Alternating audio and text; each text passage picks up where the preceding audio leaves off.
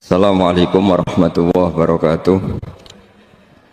Bismillahirrahmanirrahim. Nahmaduka ya ghafuru ya syakuru. Mashalli wa sallim barik ala sayyidina maulana Muhammadin wa ala alihi wa sahbihi aswa'in nama ba'du. Nah, ketika Fatihah itu sebegitu keramatnya, sebegitu topnya, itu setan rapat, singkat cerita itu yang tadi dipimpin oleh iblis yang sedang terkapar apa? Terus sekali obatnya nggak ada, cuma dia shock karena ada surat yang turun yang melafatkan itu pasti selamat dari apa? Neraka. Nah ini gimana saran Anda? Sarannya adalah bikin orang-orang itu lupa, tidak baca Fatihah. Nah ini rapatnya iblis. Idzabu wajtahidu hatta tufilu qulubahum hatta la yaqulu hadhihi surah. Kala yuksiru qira'ataha wa la yakunu lahum ajrun wa thawabun bal yakunu lahum adzabun wa iqabun. Kemudian yang terakhir saya beri ijazah tentang Al-Fatihah ya, karena ini surat yang populer. Kalau saya ijazahi Quran 30 juz pasti sampean nggak hafal. Atau ijazah surat Baqarah, kalau mau Baqarah mau. Ijazahi surat Baqarah mau 2 juz setengah. Mau Mas Asep? Ya Fatihah aja yang gampang ya. Nah, ya kulhu Fatihah ini paket ringan ini. Tapi pahalanya apa? Besar.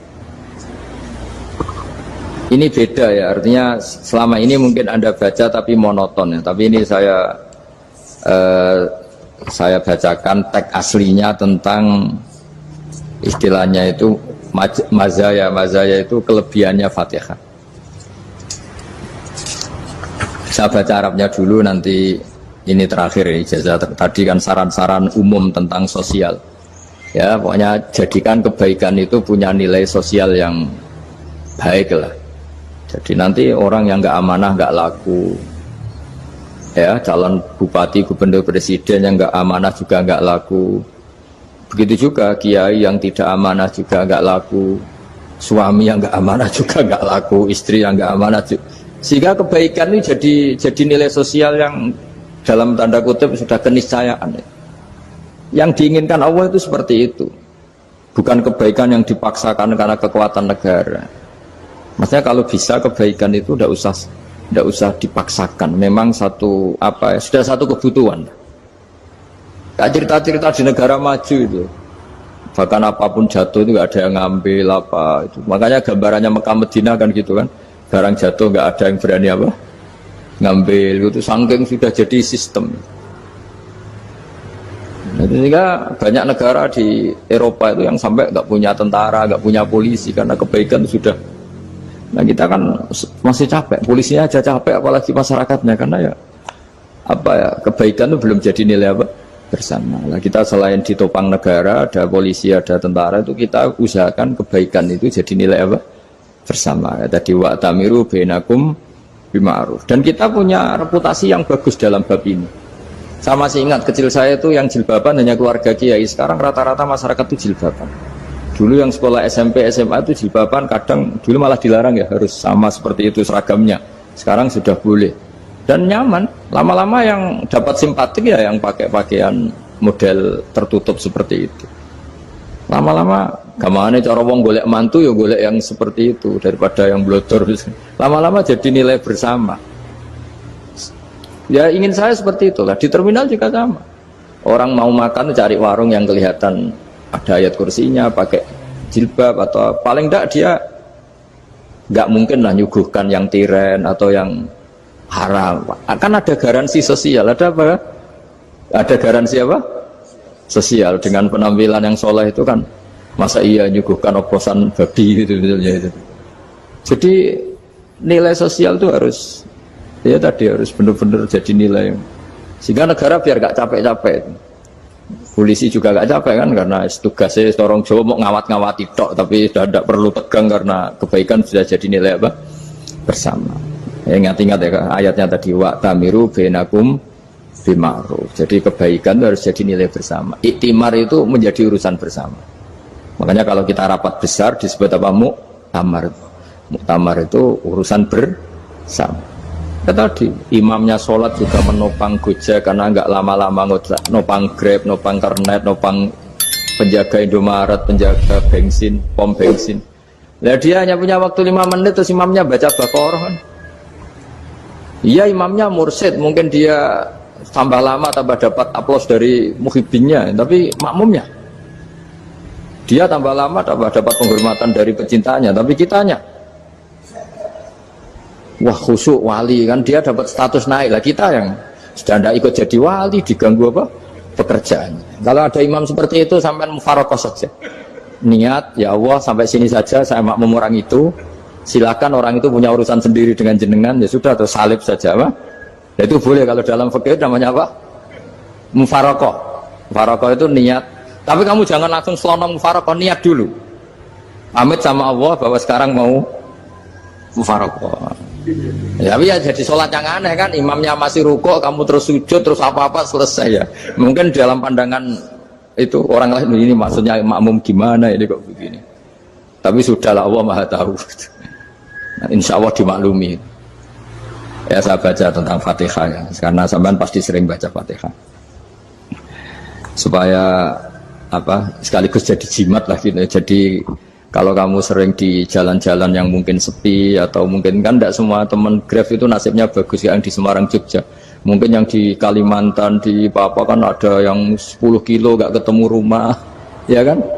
Ya lihat di TV-TV itu kan kasihan kan. Sudah 10 kilo gak ketemu rumah. Penumpangnya kuwekar preman tuh kan, ini makan orang enggak kan gitu. Kan ujiannya dua, kalau penumpangnya cantik itu ya kecoba syahwat, kalau preman takut, jadi orang itu selalu ujian itu. Sing sedengan itu kan jarang orang itu. Jadi kalau penumpangnya perempuan cantik ujiannya itu syahwat, kalau preman ujiannya ketakutan. Kalau orang yang lemah bawa uang ujiannya kamu ingin garong. Jadi hidup itu memang semuanya ujian. Liyabluwakum ayyukum ahsanu amala. Makanya saya sering ditanya oleh teman-teman, Gus, nah ujiannya kenal wong wedok elek piye sama, kenal wong ayu ujiannya syahwat, kenal wong elek ujiannya ngenyek, itu sama-sama dosa. Syahwat ya dosa, ngenyek juga dosa. Wah elek keriting untune metu ya dosa ngomong gitu. Kadang-kadang orang berpikir enak kancanan wong elek gak dosa, kata siapa kancanan wong elek itu ya dosa, karena bawaannya ngenyek. Ngenyek itu menyepelekan itu. Makanya saya itu ya gak mau berteman sampean. Nanti kan bawaannya ngenyek atau seneng ya tidak tahu. Ya sudah ada takdir saja, kalau ketemu ya tak ulang ngaji gitu. Tapi ini ngaji terakhir, setelah ini ngaji biasa aja, tidak usah resmi gini. Ngaji kok resmi aneh. Pokoknya nanti suatu saat kalau pandemi sudah berlalu saya akan ngaji Rebone, lalu ini ngaji. Ini ngaji yang kurang bagus karena ngatur kiai kurang berkah ini. Nanti tapi ya lumayan lah masih mau ngaji. Ngaji kok tanggal ini jam ini. Sekarang suatu saat kamu tak panggil, Mas Wahyu datang ke sini jam ini, tidak mesti bisa. Mungkin pas ada acara apa, oh, maaf ke sini pas ngecek, pas apa. Gitu. Jadi ya sudah, tapi tak maafkan, enggak apa-apa. Takdir ya. Tak bacakan, supaya sampean tahu keramatnya Bismillah. Nah sebelum saya bacakan Bismillah Fatihah, tak beritahu tentang ilmu tafsirnya, karena ini penting sekali. Fatihah itu dawuhnya Allah, tentu itu dawuhnya Allah. Saya ulang lagi, itu kalam Allah. Tapi yang sudah diberikan kesampaian ke kita semua. Sehingga seakan-akan itu menjadi dawuhnya kita ke Allah. Jangan salah loh ya, Fatihah itu dawuh Allah, tapi sudah diberikan ke kita. Sehingga posisi kita itu yang punya itu. Nah kenapa ini perlu dijelaskan? Karena nanti ada kalimat iyyaka na'budu wa iyyaka nasta'in. Kalau itu masih kalam Allah, berarti Allah ngomong ke kamu, ngendikan ke kamu, kepadamu aku menyembah. Masa Allah menyembah kamu? Nah sehingga ilmu tafsir itu menyelesaikan itu dulu ya. Saya ulang lagi ya, sebelum sampean sering baca Fatihah, aku yakin ya sering baca. Tapi barokahnya tidak paham itu tidak pernah janggal. Enggak paham itu ya penting supaya tidak iskal, tidak janggal. Sebetulnya di kalimat itu ada yang janggal. Kalau Fatihah itu kalimatnya Allah atau kalam Allah, bagaimana dengan kata-kata iyyaka na'budu? Masa Allah ngendikan ke kita, kepadamu kami menyembah. Masa Allah menyembah kita? Maka penyelesaiannya secara ilmu tafsir gimana? Semua ulama mengatakan, bukan satu dua, semuanya mengatakan di Fatihah itu semuanya diberi kawalan kalimat. Saya ulang lagi ya, di Fatihah itu semuanya diberi awalan kalimat qulu, katakan wahai hambaku begini.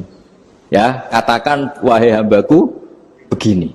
Nah, begini ini pelajaran dari Allah yang sudah diberikan ke kita. Terus kita mengatakan Bismillahirrahmanirrahim, Alhamdulillahirabbil, termasuk kita mengatakan iyyaka na'budu wa iyyaka nasta'in. Jangan bayangkan Allah ngendikan ke kita. Kalau Allah ngendikan kita berarti gini, hei wahyu ihdinas siratal mustaqim, tunjukkan saya jalan yang benar. Nah nanti kamu terus, ya Allah, Anda aja minta tolong saya minta tolong siapa kan, jadi panjang kan.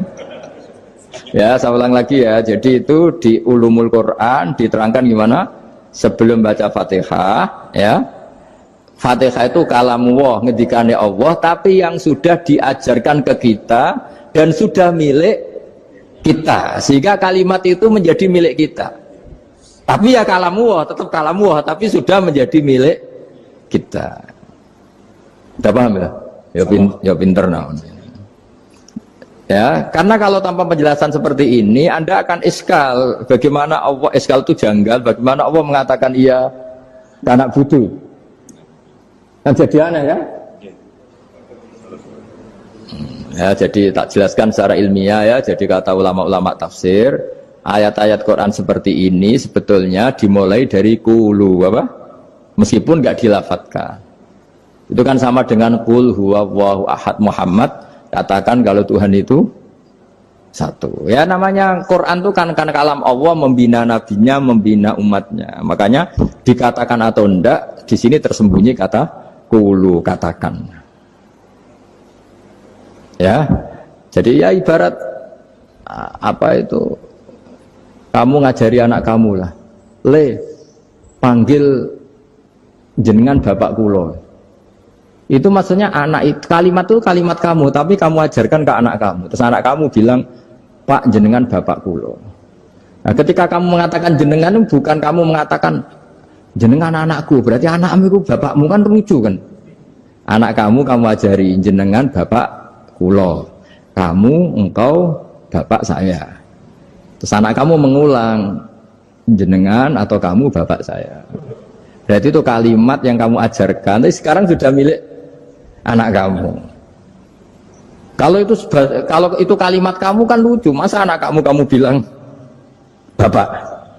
Nah itu seperti itu. Jadi ulama memberi solusi atau jawaban iyyaka na'budu wa iya, itu sebelumnya ada kata-kata qulu, katakan wahai hambaku, hubungan kamu dengan saya adalah katakan iyyaka na'budu wa iyyaka nasta'in. Terus hubungan kamu dengan saya katakan juga dalam doamu ihdinas siratal mustaqim. Jelas ya, jadi itu kalam Allah yang sudah milik kita karena diajarkan Allah untuk kita. Dong ya? Ya dong, gak jelas ya. Tapi bagus, gak jelas itu bagus. Kalau kamu jelas gak jadi digrab, jadi gubernur. Min azimi fadliha kasratu asma'iha wa fadail ukhra. Ini cerita dramatisnya surat Al-Fatihah. Qala Abu Hurairah radhiyallahu anhu inna iblisa ranna khina unsitat Al-Fatihah. Jadi iblis itu begitu kesakitan. Ini kitab Abu Abul Farad karangannya Syed Muhammad Alawi, juga kutipan dari beberapa kitab. Yang jelas beliau sendiri juga ngutip dari beberapa riwayat di beberapa hadis. Halaman 123. Ketika Fatihah turun itu iblis kesakitan. Kayak orang sakit gigi lah, tersiksa sisanya karena turunnya surat apa? Al-Fatihah. Artinya kalau Anda baca Fatihah dijiwai, maka Anda melemahkan setan, melemahkan iblis. Wa qala Mujahid, khina unzilat Fatihatul kitab ronna fastama indahu asyayatin. Jadi ketika Fatihah itu turun, iblis itu terkapar lah kira-kira. Sampai dijenguk banyak setan. Jadi kemana di ICU lah kira-kira gitu kalau sekarang itu. Entah Covid entah enggak tahu, pokoknya di ICU sampai dijenguk banyak setan. Enggak tahu bawa apa enggak tahu, pokoknya dijenguk banyak setan. Ono yang nyangoni karena ini apa? Ketuanya apa? Pingsan, sakit. Di iblis itu sakit sampai dijenguk anak buahnya setan-setan. Ya, semoga kalian semua tidak kenal setan. Kalau kenal berarti teman, apa? Wa qalu misla dzalik. Wa qala lahum laisa mimma taquluna syai'un walakin unzilat suratun laisa ajru qailiha illa an harramallahu alaihi nar jahannam. Saya ini bukan sakit fisik kata iblis. Kamu tidak usah jenguk saya, datangkan dokter terbaik, tidak usah. Saya ini tidak sakit fisik. Saya ini sakit karena ada surat yang diturunkan, yang pahala yang melafatkan surat itu pasti selamat dari neraka. Padahal misi terbesar saya ini supaya manusia masuk neraka, sekarang punya tamengnya. Gue pusing kan? Ya seperti orang lah goda sampean, ternyata sampean setia, itu kan pusing. Nah ternyata tidak setia, itu yang akhirnya ribet kan itu. Jadi iblis itu cita-cita terbesarnya kan semua orang itu masuk neraka. Nah sekarang turun satu surat yang gara-gara surat itu siapapun yang baca dijamin selamat dari neraka. Jadi walakin unzilat suratun laisa ajru qailiha illa an harramallahu alaihi nar jahannam. Karena jadi dia shock lah, kalau orang di Jawa itu bilang shock. Aduh sial nasib saya ini umat nggak bisa saya goda lagi karena punya tamengnya tadi punya. Qad tolakai dukum makrukum. Rekayasa kalian sekarang itu tidak ada gunanya semua. Nah, ini alhamdulillah di Indonesia kelihatan kan banyak yang miskin, banyak yang susah. Tapi selagi mereka masih sholat, itu keinginan mencari halal itu masih tinggi. Kayak apa kita di tengah kota, jauh dari anak istri, jauh dari tetangga. Biasanya kalau orang jauh dari anak istri, tetangga kan sakar PD. Tapi yang soleh masih banyak, sudah jauh dari keluarga tetap lurus. Loh, kalau yang dekat lurus kan wajar, konangan wong akeh kan. Ini sudah jauh masih lurus. Nah ini nggak lepas dari barokahnya surat apa? Surat Fatihah tadi. Jadi karena ada surat yang menjamin pelafalnya atau qailiha terbebas dari api neraka. Wa qalat as-sayatinu lahu is ayusai'an ta'muruna ya maulana. Faqala lahum idhabu wajtahidu hatta tukhfilu qulubahum hatta la yaqulu hadhihi surah. Lalu kita gimana? Jari para setan gitu. Lalu kita gimana? Terus kata iblis, sudah bikin mereka lupa sehingga tidak baca lagi. Selagi masih baca kita pasti keok. Jadi kalau sampean sudah jarang baca Fatihah itu berarti sudah bagian dari kemenangan apa? Iblis. Jadi kalau sampean sudah jarang baca Fatihah itu berarti bagian dari kekalahan Anda, kemenangan iblis. Masih sering baca? Berapa kali? Sholat. Terus apa lagi? Kalau ngajarin itu juga saya juga. Kok 5 kali tok itu? Berarti pas sholat fardu tok itu? Enggak 5 kali itu mendingan itu 17. Kamu itu ngitungnya jangan 5 ini. 5 waktu saja. 5 waktu itu berarti lumayan kan? Berapa? 17 ya? Iya. 17 ya? Ya. 17, tapi kalau makmum tuh sering separuh kan, apalagi makmum terawih. Ya kan? Makmum terawih itu bacanya Fatihah ada yang sempurna enggak ya? Ya enggak lah. Baru alhamdulillah rabbil alamin ruko ikut ruko gitu. Makmum kan yang terawih lah Mas. Kalau terawih jarang sempurna ya. Fatihahnya itu. Kan imam sudah ruko. Kamu bacanya Fatihah sampai mana tuh? Baru setengah ya. Ya paling pas terawih aja kan enggak sempurna ya. Apalagi kalau imamnya sing kilat tuh waduh malah. Nah ketika Fatihah itu sebegitu keramatnya, sebegitu topnya, itu setan rapat, singkat cerita itu yang tadi dipimpin oleh iblis yang sedang terkapar apa? Terus tadi obatnya nggak ada, cuma dia shock karena ada surat yang turun yang melafatkan itu pasti selamat dari apa? Neraka. Nah ini gimana saran Anda? Sarannya adalah bikin orang-orang itu lupa, tidak baca Fatihah. Nah ini rapatnya iblis. Idhabu wajtahidu hatta tufilu qulubahum hatta la yaqulu hadhihi surah. Kala yuksiru qira'ataha wa la yakunu lahum ajrun wa thawabun bal yakunu lahum adzabun wa iqabun.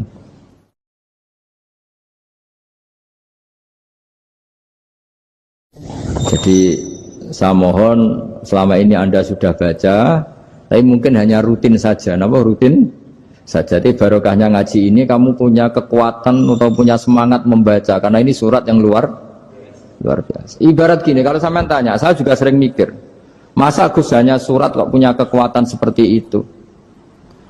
Di dunia ini kata Allah, mulai Nabi Adam sampai kiamat, nggak ada yang bisa menandingi kekuatan kalimah. Kalimah itu kata-kata, nggak ada yang bisa menandingi kata-kata. Misalnya Anda nge-grab, berangkat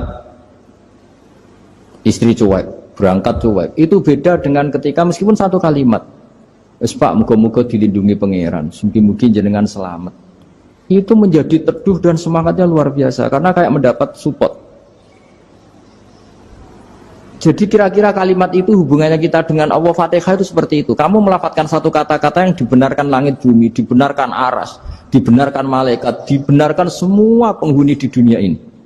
Sehingga itu efeknya luar biasa. Itu seperti gini ya, kamu cerai sama istri, terus nikah lagi katut babon. 10 tahun anak kamu dididik, ibunya benci kamu. Dan memang Anda layak dibenci. Duit. Dan sampai nggak pernah manggil kamu Pak.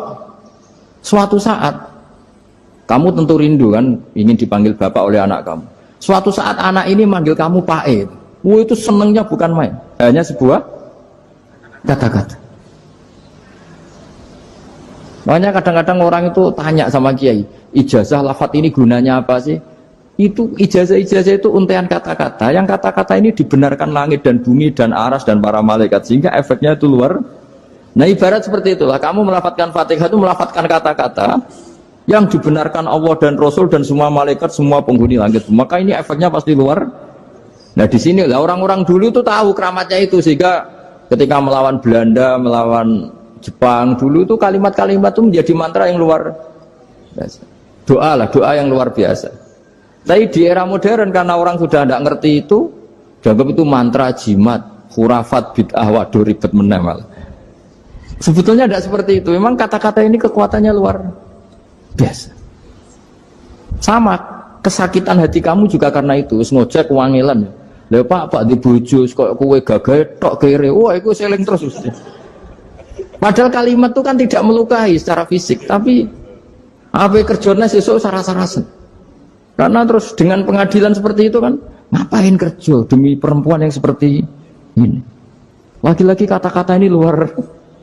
Nah bayangkan kalau kata-kata itu adalah kalimat yang diajarkan Allah lewat Rasulnya, lewat malaikat Jibril. Kayak apa kekuatannya itu? Nah kira-kira Fatihah itu gitu. Kalimat yang baik, kalimat thayyibah diajarkan oleh Allah dan Rasul. Kayak apa kira-kira kekuatannya? Pasti luar biasa. Wong support yang dikatakan istri kita, anak kita aja luar biasa. Apalagi ini support yang diajarkan Allah dan Rasul. Ya makanya saya mohon kalau baca Fatihah, baca kalimat-kalimat thayyibah ketika sholat itu dijiwai. Ya misalnya Rabbana lakal hamdu mil'us samawati wa mil'ul ardi wa mil'u ma syi'ta min syai'im. Engkau zat yang layak dipuji, dan pujian ini memenuhi langit dan bumi. Karena kita tahu nggak ada sejengkal di alam raya ini kecuali di situ ada rahmat Allah. Misalnya kamu bisa lewat sampai rumah saya, kamu mungkin anggap biasa saja. Coba kalau ngalami likuifaksi, tahu-tahu bumi ini ambles, bisa ngelewati yang likuifaksi itu luar. Tanyakan orang pernah ngalami likuifaksi di Sulawesi, itu melihat bumi bisa diinjak gak ambles itu, wah luar. Nah, sampean gak ngalami itu sehingga lewat bumi ya biasa aja. Coba kalau ngalami seperti tidur, ya biasa aja. Coba kalau ada gempa, bahwa bumi tenang ini sudah nikmat yang luar biasa. Masa kamu ngakui nikmat nunggu digituin? Ya kan? Nah, makanya baca Fatihah dijiwai lah, bahwa ini kalimat yang luar biasa. Nah, saya teruskan ya. Warwa Muslimun fi sahihihi an Ibnu Abbas radhiyallahu anhuma annahu qala bainama Jibril alaihi salam qaidun dan Nabi sami'a naqidan min fawqih farafa'a ra'sahu faqala hadza babun minas sama' futihal yawma lam yuftah qaddu ilal yawm fanazala minhu malakun faqala hadza malakun nazala ilal ardi walam yanzil qattu illal yauma fasallim waqal absyir binuraini qad uti tahuma lam yu'tahuma nabiyyun qablak Fatihatul kitab wa khawatimu suratil baqarah. Jadi suatu saat Jibril ini jagongan kira-kira gitu sama Rasulullah. Tahu-tahu langit itu gemuruh. Karena langit gemuruh kata Jibril terus semuanya ngangkat kepala ke langit. Ini pintu langit baru ini dibuka, yang sebelumnya tidak pernah dibuka seperti ini. Turunlah malaikat, yang malaikat ini pun malaikat spesial, yang nggak malaikat murahan lah kira-kira gitu, yang nggak pernah turun ke bumi kecuali juga saat itu, dengan penyambutan yang luar biasa, dengan semuanya tidak pernah terjadi, hanya karena bahwa surat Fatihah. Jadi ini surat yang luar biasa, pengawalannya lewat malaikat yang spesial, nggak pernah turun di bumi kecuali saat itu, penyambutannya juga nggak pernah seperti itu, baru seperti itu. Jadi semuanya itu spesial. Nah, kenapa ini spesial? Karena di situ ada isi puja-puji kepada Allah Subhanahu wa ta'ala. Ada ikrar kita, alhamdulillah rabbil alamin, ar-rahmanir rahim. Ikrar ini penting. Kalau contoh paling gampang gitulah. Kamu punya istri selama ini cerewet terus. Suatu saat ngomong, "Pak, tak angen-angen ra ono wong lanang koyo sampeyan." Itu langsung tidak ada lelaki sebaik engkau. Itu sama senengnya, masya Allah. Karena ada ikrar dari seorang istri ke kamu. Nah, bayangkan kalau ikrar kita sebagai hamba diakui oleh Allah Subhanahu, maka ikrar ini akan dicatat sebagai kebaikan kita yang kita panen nanti di akhirat. Karena ada ikrar. Kita ikrar bahwa alhamdulillah rabbil alamin, kita ikrar ar-rahmanir rahim, kita ikrar maliki yaumiddin, kita ikrar iyyaka na'budu wa iyyaka nasta'in. Sampean misalnya jadi orang Indonesia, ketemu orang Indonesia yang makmur di Jerman, terus lupa Indonesia. Kamu orang Indonesia? Enggak, saya enggak orang Indonesia. Mangkel gak kira-kira? Mangkel. Karena salah ikrar kan gitu. Ya, jadi saya mohon jangan anggap kalimat itu hal yang biasa, tapi luar biasa. Nggih, ngoten mawon. Assalamualaikum warahmatullahi wabarakatuh.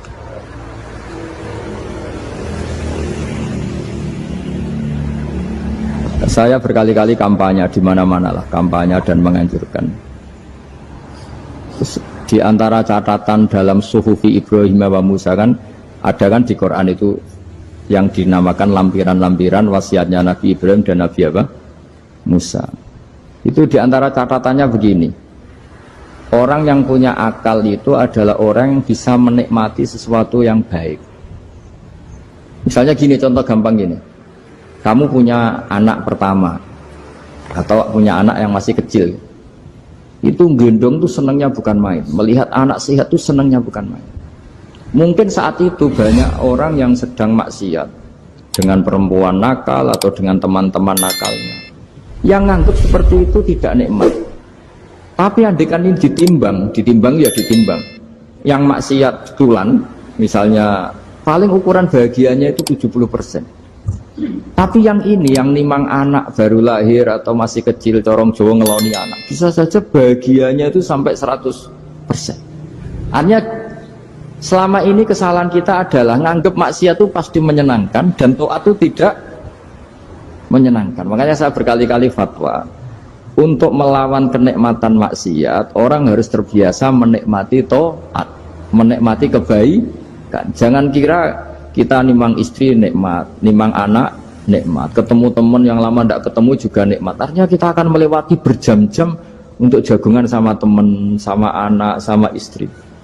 Dan itu harus kamu nikmati supaya mengganti tidak berkebutuhan nikmat yang lewat jalur maksiat. Jadi saya mohon sarana-sarana yang menyenangkan itu, yang taat itu kita maksimalkan.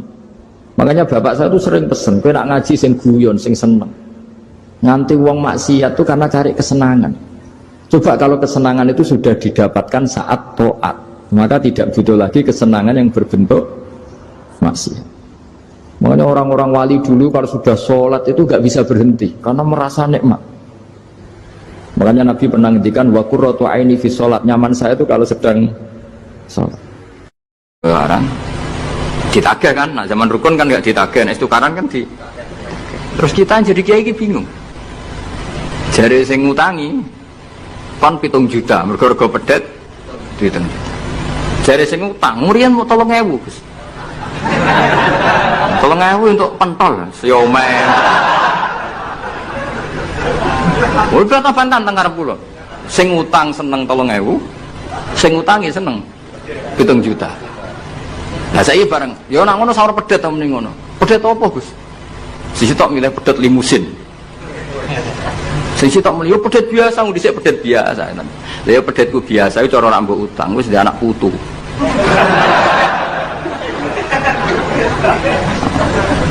Coba tahun 70 nak duwe anak putu wis. Oh luas kok kondo. Coba. Tapi jare sing utang, lah anak mati. Coba kalau kamu jadi kiai itu coba mau apa coba? Mulane wong dadi kiai iku berat-berat wong. Ora berat nih, konsultan hukum itu sampean jadi pengacara, menang ra menang nak sing kelas Jakarta itu 1 miliar. Nak kelas kabupaten jadi 5 juta. Dadi kiai gak salam template 20.000 taruhane swarga neraka. Wong desa paling salam template 50.000 20.000. Takokane nek dijawab kliru swarga. Mane kula anggere dalu sing rayu pangeran Gusti wis pantese kula mlebu swarga. Wong ora melok utang kok melok mikir. Murwat. Wonten tiyang setengah demenan, setengah nikah niki lapure mbek kiai. Wonten rondo ku ayu. Wis rondo ayu ning ndi menarik sunatullah. Dirabi tiyang di masnar sirri. Suatu saat rondo iki wis ora seneng mbek sing lanang. Jare rondo iki muni wis dipegat.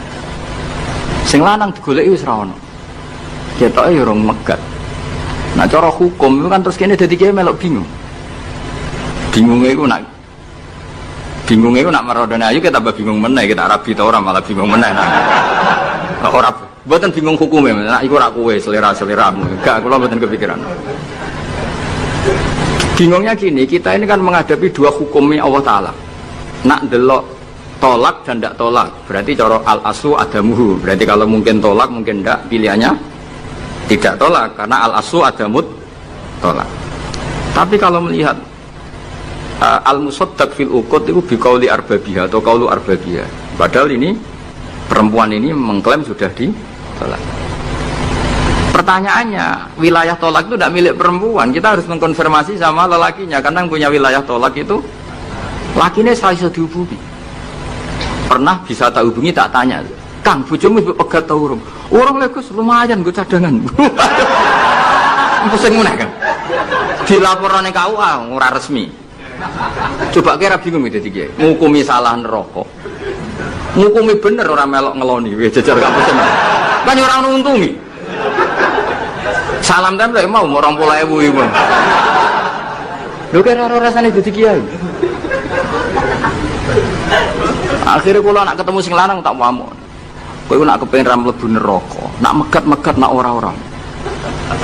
Mergo Quran iku paling anti iku fatadzaruha kal mu'allaqah, ngembahno wedok iku koyo gantungan, kawin ora. Kowe iku mungkin kira mlebu neraka lewat gak megat, tapi iso mlebu neraka mergo mangkelno aku tak omong ngono. Aku donga aku rapati mandi lah, tapi nak donga mlebu neraka, kowe mlebu neraka ketoke mandi. Mangkel Allah. Ya mun kes apa gate ben jelas aja ben jelas. Karena ngel-ngel orang juga. Makanya Allah itu anti betul kalau ada orang lelaki menggantung perempuan. Di antara pantangan yang diajarkan apa? Fala tamilu kullal maili fatadzaruha kal mu'allaqah. Karena dia mau butuh cadangan ngono tok. Nak lagi nenengan mbek bojone kok ndek alternatif. Mergo si wong iki zina moh, tapi kalong jatahe biologis ya moh. Wis ngono-ngono kan urusanmu. Aku sing pusing, mesti ditakoki hukume ya. Lah bolak-balik enak kiai sing terkenal gak ngalim ra ono wong takok. Mau wong rono dukun mandi ra mandi ngekeki ning arep. Penak ndi dadi kiai hukum mbek kiai dukun.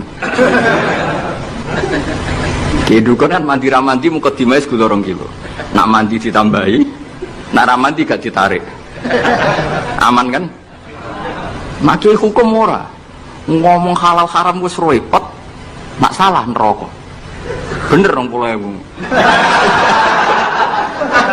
Seru wae padha. Nane kula sering rayu pangeran Gusti kula niku pantese mlebu swarga men. Salah kula katalas pokoke pantese mlebu swarga. Jadi mboten urusan GR mboten jenengan pantese ulama mlebu swarga. Yo repot. Pemene urusan kawin, riba. Karena kita ngadepi hukum sing rubahnya itu Masya Allah. Ya kayak tadi misalnya kue anut uang itu tidak turun. Darani goblok. Wong gladak kula yang sekarang dinyang wong 200 juta sekarang itu. Itu dulu buyut saya kata ibu tukune mau 700 rupiah. Karena uang dulu kan ono sen di bawah sen ada lagi, di bawahnya lagi ada lagi. Jadi 700 rupiah itu. Nah saiki misalnya gladakku tak dol 700 rupiah. Ibu tuku genteng tok ya ora cukup. Makanya kita ini jadi bingung kan kalau ngukumi utang piutang di masa lalu itu dikrus pakai apa? Ada ulama yang mengatakan dikrus pakai emas. 700 rupiah zaman itu kalau digramkan dapat berapa gram? Ya memang itu paling gampang. Sampai sekarang ya kita pun seperti itu. Misalnya, makanya untungnya pangeran itu luar biasa ya. Perangkat itu tetap ditetapkan sama Allah. Misalnya gini, ada orang konflik utang piutang di depan saya. Tak takoi pedet zaman itu regine pinten, Mbah. Zaman itu 700 atau 3.000. Ya sudah kita tanya di apa itu? Di apa sajalah tanya yang ahli-ahli emas itu tahu. Zaman itu 700 rupiah atau 3.000 dapat emas sekian gram. Mau tidak? Jadi Allah itu menyediakan perangkatnya. Dalah kalau kathah kanca akrab sing bakul emas. Jadi kalau akhirnya takut, iku golek referensi emas tahun 70 itu 3.000 untuk pirang gram. Ternyata ya untuk wakeh. Karena polanya sama, napa? Emas itu kan sama terus sampai ila yaumil kiamat. Makanya bank di dunia pun, World Bank maupun BI sampai sekarang acuannya tetap harga emas. Itu Allah Subhanahu wa taala. Allah itu zat sing maha pinter. Jadi nilai dolar, nilai rupiah gak stabil, tapi harga emas tetap stabil. Artinya gini, kalau kita utang 1 juta zaman itu kok untuk emas 2 gram, 10 tahun kemudian ya sudah, pokoknya emas 2 gram. Meskipun sekarang harganya 4 juta. Paham ya? Jadi tetap Allah itu damel perangkat. Akhirnya kula ya dadi ulama ya rapati bingung. Yus pokoknya kruse emas ku piro? Iki nak kowe anut aku. Mungkin sing mbok takoki aku. Nah nek anut aku ya aja takok aku. 20.000 ngajak neraka.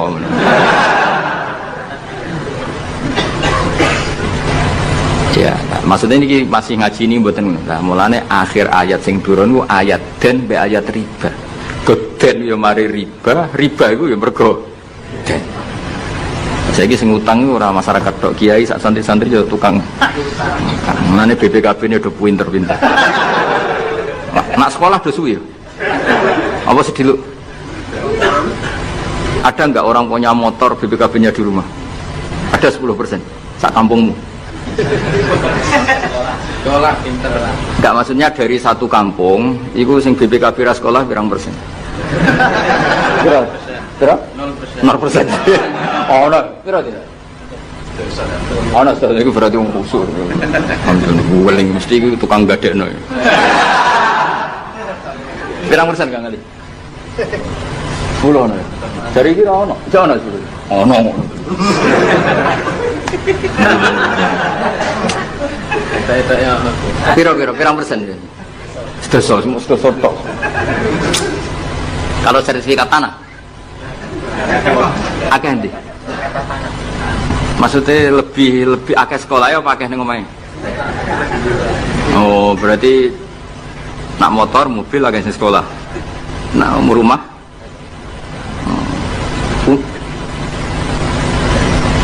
Akeh sing aman. Alhamdulillah. Ya makanya Nabi nanti ngendikan innamar riba finnasiyah. Ya innamar riba finnasiyah. Karena maksudnya riba itu normalnya memang gara-gara tempo. Makanya kalau suwun sinten mawon yang mencintai saya, usahakan sesuatu itu jangan nasiah. Kulon mboten sombong. Kulon nganti saat ini belum pernah beli sesuatu kredit. Karena aku kiai. Maksudnya orang kok ngaramno kredit, aku kiai. Keruwetan kan? Kiai kok ditanggal. Lucu kan? Orang wedi akhirat tapi wedi tanggal. Misalnya mobilku kok kredit itu kan wedi tanggal. Lucu kan? Nah gue kan pantas orang pati kiai. Kan? Lucu kan? Masalah lucu, boleh lucu. Tapi orang haram. Haramnya sama randi mobil. Tapi nak iso nak kiai terutama wong alim ya. Nak kiai rapati alim rapopo. Nak sing alim-alim kan iman. Karena beda ya fungsinya ulama sama kiai. Kiai itu orang soleh yang harus kita hormati. Seorang kiai itu orang soleh yang harus kita hormati. Tapi biasanya kan nggak pati totokan hukum. Nah ulama itu pusing tenan. Takut ada wong aneh-aneh. Wes aneh. Kemudian kadang ono wong dibujuk nganti loro, sing lanang loro. Ya perkara ini gitu. Mengkonfirmasi pertama kata suaminya menceraikan, akhirnya sing wedok wani rabi, waline wani ngrabekno. Jebule klaim bojo pertama tidak mencerai. Akhirnya kan dibojo loro. Lalu iddahnya itu iddah dari siapa? Itu zaman Sayyidina Ali itu sono pertanyaan seperti itu. Duko Sayyidina Ali. Sayyidina Umar zaman Sugeng ya sono pertanyaan seperti itu. Karena kita bisa apa coba? Kita di kehidupan masyarakat itu bisa apa? Artinya bisa apa? Rondo tadi wis dirabi wong. Ada informasi menceraikan. Lah anak rondo ayu sing Izaud Sani itu kok kan orang mengkonfirmasi banyak-banyak wis kebelet rabi. Lebih itu anak setengah rayu, mungkin wong sempat ngecek tenan ta ora. Tapi nek wayu kan ono kabar rabi kan apa kabar ceraikan kan wis cepat dong. Itu coba bayangno. Masyarakat itu gak santri. Siapa cepat dapat. Kita bisa berbuat apa coba? Wis kadung terjadi coba. Itu zaman Sayyidina Ali ada pertanyaan seperti itu. Bisa apa coba? Sayyidina Umar ya ada pertanyaan seperti itu. Makanya terus kita ini mikir ya, mikir masalah otoritas tolak. Siapa? Tentu Zaud. Tapi alhamdulillah di fikih-fikih kita, saya termasuk orang yang paling gigih mengkaji fikih fashun nikah. Di fikih kita itu memang perempuan tidak punya hak tolak, tapi punya hak yang mangkelewa anaknya tidak kok mejo. Pakani kitab. Jadi orang rafa mau ngamuk ngono tok. Saya punya teman hafal Quran, tiap deres itu pertama gak apa-apa, bareng suwe-suwe. Apa nak deres terus warak. Saking ekstrimnya perlawanan istri. Tapi ngono lah ya ora rafa. Ya tetep dia anak, ya tetep lucune wong wedok kan ngono. Ngamuk lah ya tetep ae dia anak. Jadi dunia ini penuh keajaiban. Jadi kalau di tonggo tukaran terus, tapi anaknya ya tetep kadang. Neng kene padha. Alhamdulillah bagus. Jadi tukarannya ya terus, gawene anak ya. Ngono nganti tua ya ora pegatan. Ngerti-ngerti anake 8. Judes kabeh kok terlatih ngono omah. Mulane wong wis kudu yakin rahmate pangeran. Ora ana zat sebaik Allah. Wong tukaran entuk rahmat. Lho rino tukaran bengi entuk jatah. Soales urip wis pokoke karis, pokoke syukur ya napa? Syukur. Seneng sama macam-macam. Urip iku syukur. Seneng ning dunya wis rahmati Allah wis warahmati wasiat. Serai iso rahmati Allah dibatasi keluarga harmonis sing iso nyukupi bojone sing ora iso warahmati wasiat. Sing ora iso nyukupi ya untuk jatah, sing nyukupi untuk jatah wong pangeran ora kena diatur. Mulan kula nu termasuk kiai yang enggak setuju ana kawin dinasihati ngene ora perlu. Angger pangerane cek Allah lan selalu pangeran ya Allah ya mesti Allah, tetep rahmate luwih jembar timbang kesalahan kita. Wis mesti. Ternyata nih yuk, coba kalau kita memenuhi standar fikih, itu wis pegatan kabeh. Bojo ra iso nafakoi oleh di fashun nikah. Mbok bojomu kok cacat sing ngilangi syahwatmu ya iso oleh di wis ruwet-ruwet. Kula sik eling dawuhe Mbah Mun. Ngaji fikih. Nak sugih wajib nafakoi 3 mut pira. Nak sedengan 2 mut. Nak melarat sak mut pira ono urutane. Nak ra iso nafakoi sakmene boleh fashun nikah. Mbah Mun ngaji fikih. Santrinya saya. Itu terakhir Mbah Mun ngendikan ini. Iku apa-apa kawin apa-apa dagangan. Mergo kemudian di fikih itu ada hukum begini, hukum sing rada aneh, yen fikih aneh. Jika dalam 1 hari 2 hari bojo iku utang untuk kehidupannya sendiri, maka minangka utange zaud, utange suami kan gitu. 1 bulan bojomu utang tangga ning toko untuk nafkah dirinya dan anaknya. Minangka utange zaud ta zauja? Zaud. Tapi dia dewe bang, untungnya orang Indonesia ora ono di pikiran ngono. Jadi misalnya sing wedok diutang kok dekne di rezeki ya disaur dhewe. Kemudian nek sing lanang wis ketok ustaz, malah sewenang pol, di guru mubat, di bojo mubalek wis sewenang. Kemudian nek bojone khotib wis sewenang, wis kan apa kowe. Kemudian hafid ngono sewenang. Hafid, khotib, mubalek, ustaz itu perangkat-perangkat untuk terbebas dari apa kewajiban nafkahi.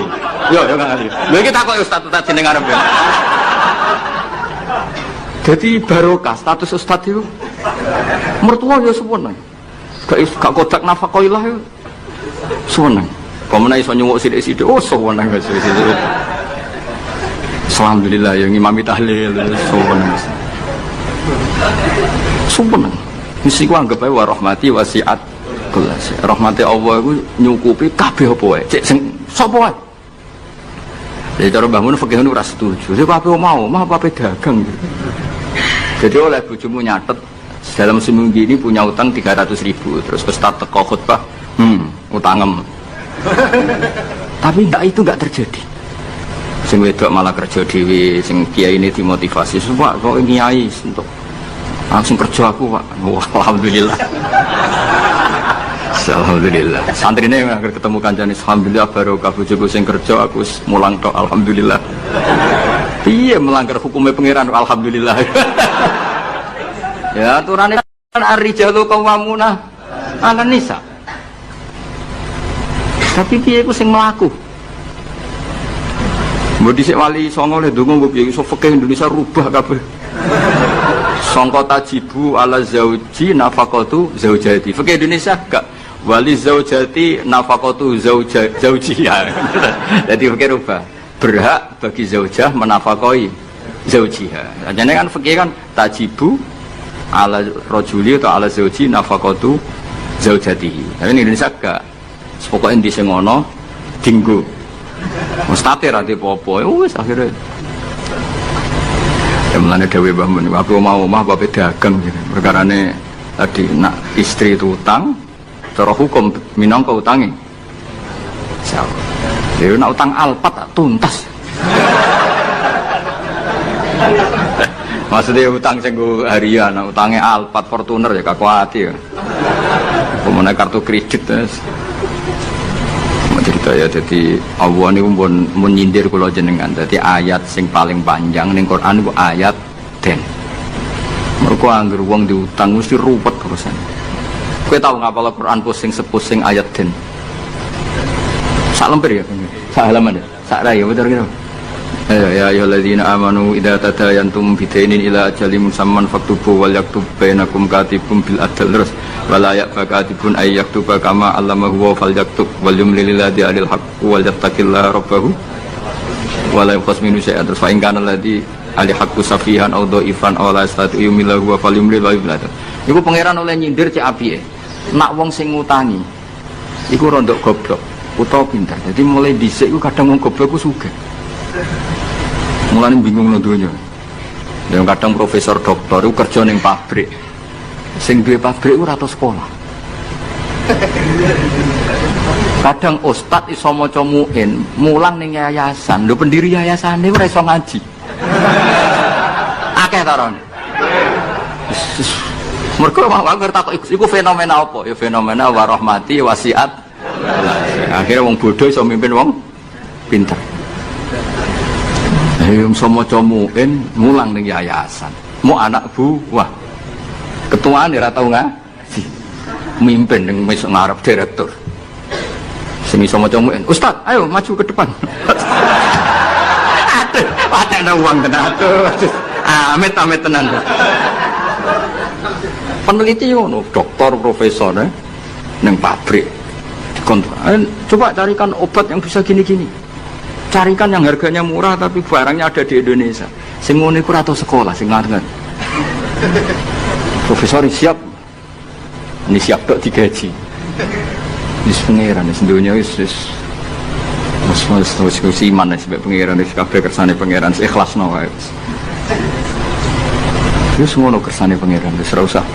Mane sampe wong alim dhisik ono duwe siir. Siire iku rodok kacau, tapi kula apal siire. Mergo yo mangkel, aku mek siire iku mangkel. Ya mangkel kan, karena si Eri ku bully manusia, tapi ya gitu kan. Hadzal ladzi hayyarul anama qatibatan hadzal ladzi hayyarul anama qatibatan wa sayyarul alimaz zindiqa. Ngene awal iki. Kam akilin ayat madzhabu. Ada yang ditulis kam alimin, tapi kita baca yang kam akilin. Kam akilin ayat madzhabu. Kam jahilin talqahumar suko hadzal ladzi khayyarul anama qatibatan wa sayyarul alimal dikhri rozintiko. Mulane aku mbek syair iki ra setuju sing bait separuh terakhir. Rodok kacau. Kam akilin ayat madzhabu, banyak pakar ekonomi. Tapi akhirnya saking bingungnya madzhab ekonominya itu akhirnya ra pinter-pinter. Saya di Kudus itu kerja apa ya? Delok retail. Wah, kayaknya prospek. Bareng dihitung meneh. Modalnya dari mana? Ora sida kerja. Mikir no, kalau Kudus kota kretek, wah berarti harus jualan rokok. Bareng dihitung meneh, perizinannya susah, nggak sida meneh. Sementara wong bodoh kerja wae. Ngerti-ngerti suge. Mulane kam akilin ayat madzahibu. Banyak orang punya akal cerdas, punya rumus besar tapi ribet. Kayak kiai pinter, biar pinter, itu mesti berkah rapati pinter. Kiai terlalu pinter. Wah kalau orang Kudus, niai di Kudus harus gini metodenya. Kulturnya orang Kudus begini, jadi saya harus begini. Tren milenial begini, saya harus begini. Wah ribet. Saking banyaknya teori akhirnya belum melangkah niai. Ono sing hafal tahlil penting muka mlaku. Bar tahlil iki, bar tahlil untuk berkat sesuk ono mati berkat meneh, bariku ono wong kawin berkat meneh. Ngerti-ngerti ya dadi kiai tenan. Sing iki jek ngapal iku eksperimen. Wong bodho ngono ning bab mergawe. Anane kancing adol kancing, anane sarong ya adol. Ngerti-ngerti sing bodho gak. Wong sing pinter kan gak. Saya bisnis apa ya? Bareng didelok sarong prospek, bareng mikir. Tapi kan orang beli sarong itu setahun 2 kali. Akhirnya rasido. Imam Syafi'i itu pernah ada orang baik sekali sama beliau. Orangnya itu munafik padahal. Tapi kalau setelah keluar dari Imam Syafi'i, dia memaki-maki Imam Syafi'i. Suatu saat dia tadi muji-muji jenengan tuh di luar maki-maki jenengan. Imam Syafi'i itu guyu. Guyu semuanya bukan alhamdulillah. Muridnya kan janggal. Ini dikasih tahu gitu. Alhamdulillah. Kenapa Imam Syafi'i dia kan di luar maki-maki jenengan? Berarti aku wong wibawa ning ngarepku rawani. Ya jadi dianggap enteng saja melihat. Berarti aku wong wibawa ning ngarepku ora wani. Ya sudah. Terus ketika ditanya, tapi itu kan bahaya bagi Anda karena memfitnah Anda gini-gini. Kata beliau, zaka Allah. Yang kritiknya bahaya itu hanya Allah Ta'ala. Yang lainnya enggak bahaya. Karena ini makhluk dhaif, enggak penting. Loh kamu sampai tersiksa dikritik orang karena kamu nganggap makhluk itu penting. Ini gobloknya sampean. Goblok segoblok-goblok saya. Coba kalau kamu mensatukan makhluk tetap makhluk, kritiknya enggak penting. Selesai kan? Selesai enggak? Ini problem Anda ada wali itu, kalau dikritik ya susah. Makanya ada wali itu problem menurut saya. Makanya saya agak ingin gak jadi wali itu kan. Karena hanya wali yang hidupnya itu la khaufun alaihim wa lahum yahzanun. Orang dulu tuh semudah itu hidup. Gampang saja. Dulu ceritanya diantara ceritanya manakibnya saya Ja'far Shadiq itu, kalau ada orang memaki-maki dia itu dikirimi hadiah. Kenapa ya? Karena kebaikan kamu telah kamu berikan kepada saya, ini hadiahnya. Sampai malu yang kritik itu. Kan kalau orang ngerasani itu kan kebaikannya dikasihkan sama yang dirasani. Lah kamu kan ngajinya seperti itu, tapi dirasani kok susah. Harusnya kan kasih aja, ditransferi saja. Alhamdulillah. Ya karena kita salah menamain tadi. Sing ngrasani pembenci. Pembenci itu bahaya. Sehingga kamu mereaksi secara serius. Coba kalau kamu pakai hukumnya Allah dan Rasul. Pembenci itu pemberi kebaikan. Istri marah adalah pemberi kebaikan. Ada yang berani mulai mempraktekkan. Latih begitu terus. Insya Allah nanti hidup kamu barokah. Itu disebut wa'allama adamal asma. Dan itu yang diajarkan Rasulullah. Rasulullah itu kalau ngajarkan hidup itu gampang sekali. Allahumma ja'alil hayata ziyadatan li fi kulli khairin wal mauta rohatan li min kulli syarr. Jadi kalau kita hidup anggap saja peluang untuk nambah kebaikan. Kalau kita mati anggap saja akhir dari semua potensi kejahatan kita. Anda sekarang mungkin tidak zina tapi potensi zina. Anda sekarang tidak korupsi, potensi korupsi. Anda sekarang tidak selingkuh, tetap potensi selingkuh. Nah, Anda saja kalau mati berarti akhir dari segala potensi itu. Alhamdulillah. Makanya saya tuh gak pernah takut mati. Karena saya misalnya setiap saat mati ya saya nanti akan bilang, ya Allah, ini sudah mau mati berarti mau akhir dari segala potensi keburukan saya. Alhamdulillah. Makanya itu ulama-ulama dulu kalau ada preman mati, saya guys, tonggone ragil muni saya, walau preman kurang ajar, saya guys, tonggone tetap ragil muni saya. Padahal kiai ini muni, saya guys pun mati, pun bukan sakit macam-macam nih pasti. Karena dia dengan mati berarti rohatan mengguli syarrin, keburukannya tidak terulang lah. Lah keburukan nggak terulang lagi itu saya apa buruk? Saya. Makanya kiainya minta saya guys niki, tonggone cek menengah, saya guys menengah. Makanya suatu saat kalau ada gitu kamu harus bilang apa? Saya pun buatan jahat malih pun mati. Jadi kayak apa coba? Coba sekali-kali statuskan kalau al-hayat adalah ziyadatan lana fi kulli khairin Al maut adalah rohatan lana min kulli sehingga kita hidup ya happy, mati juga happy, gak masalah. Terus kalau misalnya muni ngene, tapi anak bojoku piye? Memang selama hidup anak bojo bahagia. Ketoke ya tambah musibah ya, Cok. Malah sombong lagi kamu, seakan-akan kamu Tuhan yang bisa mensejahterakan manusia. Wong isih urip kok bojomu wis ndonga muga-muga nang mati malah. Nah gak jelas termasuk dosane jenengan sedanten itu senengane cerita Nabi Adam. Nabi Adam mbok critakno dosane, mulane do kualat. Wong nyeritakno bapake kok nyeritakno napa? Dosane. Mulane kata kiai kualat, wong bapake kok diler-ler napa? Dosane. Mulane nak cerita Nabi Adam ini kedah sempurna. Terus niki kula cicil juz tunggal napa wa 'allama Adamal napa? Asma. Pertama kali hubungannya Nabi Adam kalian Allah Subhanahu wa taala ini hubungan mengajarkan nama sesuatu. Jadi sampean jangan pakai teori modern bahwa apa artinya sebuah nama. Nama itu penting sekali. Sekali penamaan itu salah, berarti Anda menstatuskan secara nawa salah, dan itu berakibat fatal. Jadi semua kesalahan manusia mulai periode syirik mensekutukan Allah itu karena kesalahan menyebut apa? Nama. Ini penting kalau atur. Jadi misalnya orang Arab itu ada batu tertentu yang dipahat disebut manat. Manat itu dari kosakata manan, pemberi. Yang satu disebut uzza, sesuatu yang aziz, yang agung. Sehingga akhirnya diperagungkan. Coba kalau misalnya Manat dan Lata itu ketemu orang Lasem, terus ditanyakan, ini batu apa ini? Dari Purwodadi apa dari Mojokerto? Yang mahat siapa? Ini rongnya tidak pas. Ini matanya kok agak picek. Andekan distatuskan seperti itu, kira-kira disembah apa enggak? Enggak. Iki pas pembuatan ini pate protol terus digenti. Sehingga setiap kemusyrikan itu semua para nabi ngendikan inhiya illa asmaun sammaitumuha antum wa abaukum ma anzalallahu biha min sultan. Sebagian ayat ma anzalallahu biha min sultan. Bahwa kesalahan-kesalahan yang kamu timbulkan itu karena kamu kesalahan bikin nama. Makanya status itu penting. Nanti sampean tahu pentingnya yang saya katakan ini. Nanti setelah sampean mati, nanti mesti nyari saya karena kenangan ngaji. Ini Mas Atabik itu mas saya, beliau seorang dokter, tapi saya tidak akan bilang dia dokter karena nanti anak cucunya inginnya jadi dosen. Tapi kalau saya menstatuskan dia turunan Mbah Sambu, babai wong alim. Wah anak putune arah alim isin. Dan di status no pegawai negeri dosen, wah anak putune golek duwe pikirannya kan. Karena status itu mengilhami, apa status itu? Karena itu yang dikenalkan. Makanya ini penting. Fir'aun ketika dianggap sebagai Tuhan itu karena dia berhasil menamakan dirinya orang yang nggak pernah sakit, dan dia penguasa. Penguasa itu artinya apa? Dia memimpin sekian orang.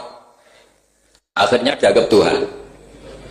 Tapi ketika debat terbuka sama Nabi Musa, pertama, mon standar mau mikir. Pertama kata Fir'aun, wama Rabbul Alamin, lalu Tuhan kamu itu siapa? Kata Musa, yang menuhani langit dan bumi. Fir'aun masih bisa berargumentasi, setahu saya di bumi Tuhan hanya saya.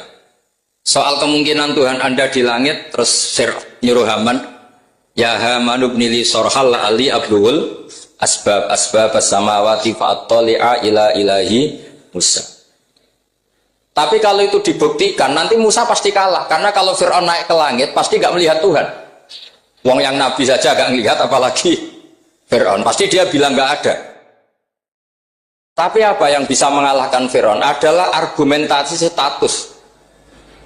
Kata Musa, Rabbukum wa Rabbu abaikumul awalin. Yang nuhani nenek moyang kamu.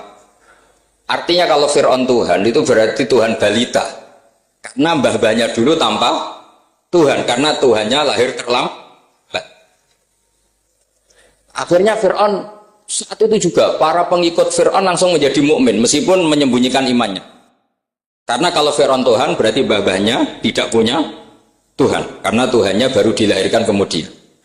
Artinya gini, Andai kan Fir'aun distatuskan al-maulud, orang yang dilahirkan, maka tidak akan ada orang yang menuhankan Fir'aun. Atau Fir'aun dibahasakan wujida ba'da alam yakun, dia ada setelah dulu-dulunya tidak ada. Apapun hebatnya Donald Trump, apapun hebatnya Cleopatra, apa Fir'aun, semuanya itu wujidu ba'da alam yakun, mereka ada dari tidak ada. Yang seperti ini pasti tidak Tuhan. Makanya Allah mengenalkan manusia itu sederhana supaya tidak pernah jadi Tuhan. Hal ata alal insani khinum minad dahri lam yakun syai'am mazkura. Manusia itu siapa? Ya manusia itu makhluk yang ada dari tidak ada. Dengan status itu nggak mungkin kamu tuhankan. Ini penting saya utarakan. Jadi buah gerakan Allah itu pasti dimulai salah penamaan. Makanya saya kemarin ketika Mbah Mun intakola ila rofiqil ala, ketika beliau wafat, saya bilang ke anak-anak Anwar, statuskan Mbah Mun sebagai orang alim, allama, al-faqih, muridnya Sayyid Alawi, muridnya Mbah Zubair. Sekali Anda menstatuskan beliau orang besar, tepaan santri singgung mau luhur kepingin ditiru besar itu. Nah niru besar itu terus ono santri mau ita itu tok ngerasa gede repot. Sama, makanya saya nggak pernah. Sebenarnya saya tahu, Mas Atabik ini Mas saya itu dosen saya tahu, tapi saya tidak pernah ngomong dosen. Kalau anak-anak era menjadi wong alim, menjadi dosen malah langsung mati wong alim, malah celok mana itu. Jadi karena salah status itu nanti panjang, akibatnya itu panjang. Makanya saya itu sebetulnya ya risih dikatakan Gus Bak itu orang alim, sebenarnya risih. Tapi saya seneng saja. Sing seneng benir walime, sing hasut takjak kompetisi. Jadi nikmati ya. Jadi sing seneng benir walime, sing seneng itu hasut takjak kompetisi, takjak maca tafsir, naram riang ya. Ungkono paling maca primbon mek terjemah. Ini penting, jadi itu yang disebut wa'allama adamal. Makanya Allah itu mengkritik semua kesalahan manusia dimulai dari salah penamaan. Makanya saya kemarin Pak Pilpres sering bilang, kalau presidennya ini maslahat, kalau enggak ini enggak maslahat. Mana ada kemaslahatan ditentukan hanya oleh seorang presiden? Itu tauhid kita di mana? Memang kita secara syariat harus milih sesuai istihad kita, tapi tidak usah dong menggantungkan kesejahteraan sama seorang makhluk, itu tidak boleh. Secara tauhid enggak boleh. Makanya ini penting sekali. Jadi nggak boleh orang salah nama. Kita tetap memilih presiden, milih kiai, milih siapa saja, tapi tidak boleh menstatuskan manusia sama dengan status Tuhan. Itu bahaya sekali dalam ilmu tauhid. Saya teruskan ya. Nah ini sekaligus latihan tauhid sama latihan tafsir ya. Sampun nggih. Kula terusno malih. Mun santai mawon. Kula ki ikhlas ora ngarah gelo santai mawon. Wong umpama ora sida ngaji ora gelo apa menawa trimo mik rusak. Ndak, karena saya itu insya Allah ndak akan pernah salah nama. Saya punya cerita ya, tentang nama itu. Ketika seseorang baik sama tetangga, itu kalau sampean seorang mukmin yang mukhlis, mukmin yang ikhlas, pasti ya karena diperintah Allah. Saya ngajar seperti ini karena diperintah Allah. Baik sama pernah sepuh karena saya turunan Mbah Sambu, ya karena menghormati Mbah Sambu. Itu bagus. Sehingga dulu itu ada ulama, saya berkali-kali cerita, ada ulama punya tetangga itu berdua anak muda. Ya Ahmad, silahkan ke rumah saya. Datang. Setelah datang ke rumah pemuda tadi, kata pemuda tadi, ya Ahmad silahkan kembali, saya tidak butuh kamu.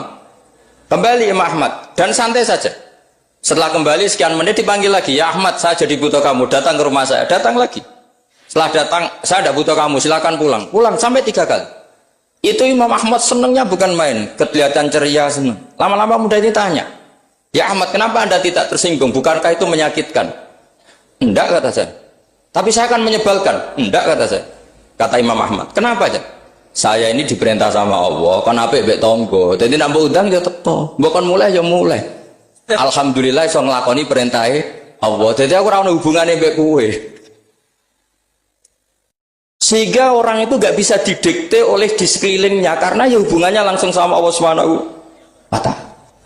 Jadi dulu itu orang jadi wali itu segampang itu. Kalau kamu kan enggak, hukum tentang tetangga itu kamu kayak orang kapitalis, kayak orang komunis, pakai teori sosial. Nah diapi yo apik, dielek yo elek. Itu kan pikiran PKI. Artinya satu perilaku sosial didikte oleh makhluk itu perilaku orang mukmin atau orang PKI? Itu orang PKI. Kalau orang mukmin ya mangkana yu'minu billahi wal yaumil akhir fal yukrim jarahu, kita baik sama tetangga karena diperintah Allah, sehingga kecewa ada kecewa ya santai saja. Imam Ahmad katanya, kenapa engkau tetap ceria? Aku ora diurusan mbek kowe, urusanku mbek pangeran. Pangeran ngutus sampai mbek tonggo. Saya ulang lagi ya, dadas tentang napa wa 'allama adamal asma. Jadi andaikan seorang manusia melakukan kebaikan karena dia makmur, amarahu wa, kita diperintahkan Allah baik sama tetangga. Ya biasanya tetap seperti itu. Kita diperintahkan Allah baik sama, sehingga ketika ngalami kayak yang dialami Ahmad, kita santai saja. Ketika kita datang bi amrillah, ketika kembali ya bi amrillah, sehingga ya sudah kita dapat pahala. Tapi kalau kamu kedikte secara sosial, maka kamu akan menjadi orang murahan, yaitu seorang ulama didikte oleh anak muda yang kampungan. Justru kita kalah kan, kita kampungan sekali karena kita ulama senengnya kalau disenengkan orang, mangkelnya kalau dimangkelkan orang. Artinya apa? Kamu didikte makhluk. Itu kerennya di mana coba? Kerennya di mana? Nggak ada sama sekali. Apalagi yang dikte trimo canom sing goblok sing desa.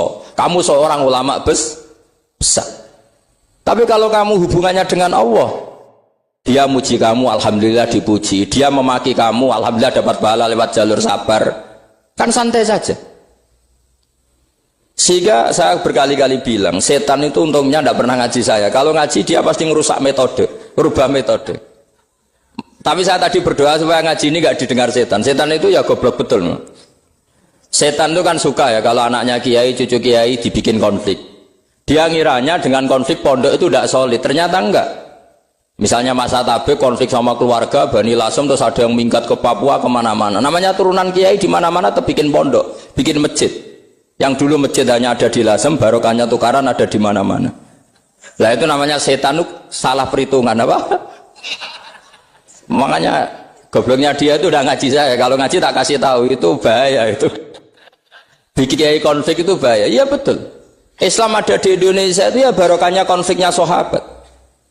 Sayyidina Ali dan Sayyidina Muawiyah itu konflik. Banyak sahabat netral yang ingin menghindari itu mau ke Cina. Di Selat Malaka sebagian terdampar, terus ada yang ke Aceh, ada yang ke Sumatera, namanya Sayyidina Ali. Makanya awal Islam di Indonesia dimulai Syekh Yusuf Baros itu. Kalau Timur Tengah nggak ada tukaran tuh nggak ada, Islam menyebar kemana-mana. Nah setan ngiranya kalau sahabat tukaran itu nanti kacau. Ternyata enggak, malah Islam menyebar kemana-mana, barokahnya tukaran. Dulu Solo karena konflik ya banyak ulama yang ke Selasem kemana-mana, gara-gara Solo nggak kondusif. Akhirnya kayaknya keduman basambu, keduman macem-macem. Sedangkan mawon kiai tukaran terus betul apa-apa. Yang penting ora bacok-bacokan, rasanan-santetan wis. Terus pokoknya rasan-rasanan ringan ya sudah itu bagus. Memang Allah bikin seperti itu. Tidak apa-apa. Kata Allah wala yazaluna mukhtalifina illa man rahima rabbuk. Kata Allah walidzalika khalaqahum. Ikhtilaf itu barokahnya Masya Allah. Kalau saya setuju pendapatnya Mas Atabik, saya jadi dosen. Nanti yang ngaji tafsir siapa? Tapi kalau dia setuju saya, dia jadi ahli tafsir, yang jadi PNS siapa? Ya sudah, barokahnya khilaf. Dia jadi PNS, dia dapat gaji, tapi gaji itu bisa dihitung. Kalau naik harus tambah prestasi. Kalau saya kiai min haitsu la yahtasib, pasti cepat kaya saya. Karena rezekinya kiai itu tanpa batas. Makanya haji saya itu plus. Saya itu tidak kaya, tapi haji saya haji plus. Masa tapi paling reguler. Karena rezekinya kiai itu min haitsu la yahtasib. Makanya saya pernah disoal sama teman-teman dosen di UI. Bapak kok berani pulang ke Rembang? Kiai itu kan rezekinya agak jelas. Kata saya justru agak jelas itu bagus. Kalau sampean kan konsisten segitu nilainya, kalau saya enggak. Jadi tak nikmati saja. Karena saya hamba Allah, bukan hamba negara. Kalau hamba Allah ya yang gaji Allah. Kalau hamba negara ya negara itu, negara sama Allah kayak mana? Allah ya sudah pinter berarti sudah. Jadi jangan pernah kita ini salah nama. Kalau salah nama itu bisa panjang. Makanya ada wali itu kalau dongo itu rontok kriminal, tapi malah pangeran seneng. Sampai dalam riwayat itu innahu yudkhilkuni al-yauma salasa marat. Wali itu bisa menertawakan saya 3 kali. Itu kata Allah. Itu kalau dongo itu agak kriminal, tapi mesti mustajab. Tapi kalau kamu niru sudah ada mustajab, karena ini KW, copy paste. Itu kalau dia datang ke Raudhah itu bilang gini wali tadi, ya Allah, saya ingin jadi orang baik. Jika engkau turuti doa saya, maka surra habibuk, kekasihmu ini menjadi senang. Tapi jika saya jadi orang jelek, surra aduwuk, yang senang itu iblis. Sekarang milih mana jenengan, menyenangkan kekasih kamu atau menyenangkan musuh kamu? Itu cuma riwayat. Terus kata Allah bilang ke Nabi Muhammad, karena wali kan ada alam roh, wis kandhani wis mustajab, coba lain itu kayak gue. Segampang itu wali punya hubungan. Saya ulang lagi ya, tapi jangan ditiru. Karena kamu tidak wali, nanti setelah wali niru gak apa-apa. Mun kula terusno. Wa yusannu lan den sunatno fil awali ing dalam tasawuf awal apa alif tirasul wa iftiras. Mun sampean ngerti niku. Fayajlisu ala ka'bi yusrahu wa yansibu yumnahu wa yadau atrafa asabihi lil qiblah. Wa fil akhir at-tawarruku wa waqal iftiras lakin yukhriju yusrahu min jihati yamini wa yulsiku warikahu bil ardi. Ini ora usah diterangno nggih, karena apa? Ya sudah, pokoknya seperti yang sampean praktekkan, itu yang tasawuf awal jenenge apa? Iftiras, yang tasawuf tsani jenenge tawarruk. Ora usah diterangno, malah di mana nih malah bingung sama. Wal asah yaftarisul masbuk wasahi. Nah, meskipun imam itu tasawuf akhir, masbuk tetap bergaya tasawuf awal, karena masbuk tidak diakhiri salam, karena dia nanti berdiri lagi. Nah, kalau sedikit mau cerita masbuk, bahwa agama ini proses. Ya saya ulang lagi, agama ini proses. Dulu para sahabat itu kayak cacilik Kudus, kayak cacilik Indonesia. Jadi dulu para sahabat itu kalau Nabi sudah rakaat ketiga atau rakaat kedua, niku takbir terus sholatnya digebut. Digebut, wah kayak cacilik-cilik kita kayak cilik kan orang imam wis rakaat ketiga kayak takbir ngebut. Nah, engkau bar ngebut nganti bar. Jadi imam rakaat ketiga, kita tahu-tahu rakaat ketiga mergo nyelip. Engkau imamnya salam ya melok salam. Itu kecerdasan, itu tuh pinter. Dulu zaman sahabat ya gitu, agar Nabi rakaat ketiga, sahabat datang takbir ngebut sampai rakaatnya sama dengan Nabi, Nabi salam terus ikut. Nah ditakoki Nabi, wis pirang rakaat jong? Nggih 4 rakaat. Lah oke karo kok 4 rakaat, nggih ngebut Nabi. Itu dulu gitu. Sampai